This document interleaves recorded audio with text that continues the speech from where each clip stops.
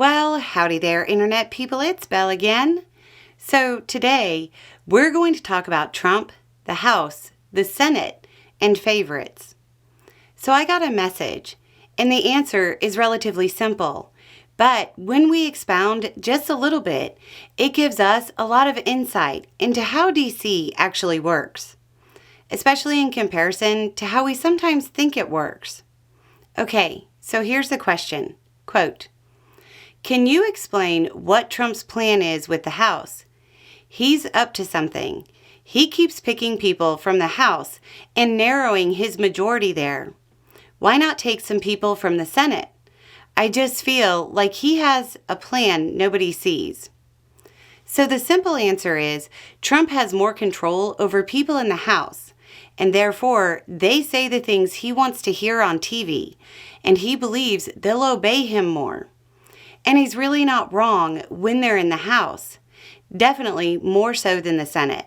But the question is, why? Sure, there's the habit of gerrymandering districts, creating a situation where you win a Republican primary by being the furthest person to the right.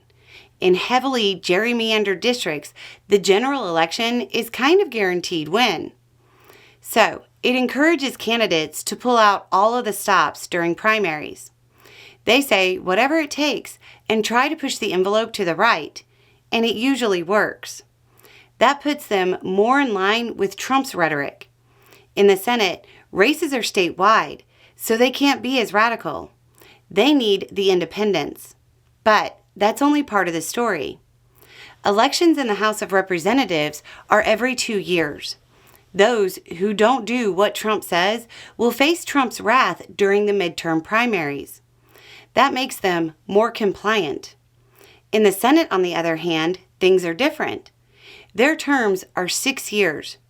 You still have some senators running for election every 2 years.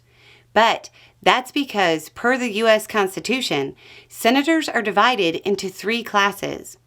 Class 1 ran in 2024. Class 2 will run in 2026, and Class 3 in 2028. Class 1 senators won't run again until 2030. There are 15 Republican senators who aren't up for re-election until 2 years after the end of Trump's term. He doesn't have a lot of electoral influence over them. The assumption is that 2 years after leaving office, he'll be an afterthought. They don't need him. There are 20 Republican-held Senate seats running for re-election in 2026. Once that election occurs, he'll have even less sway in the Senate. They won't be running again until 2032. He won't be able to make social media posts about them and hurt their chances.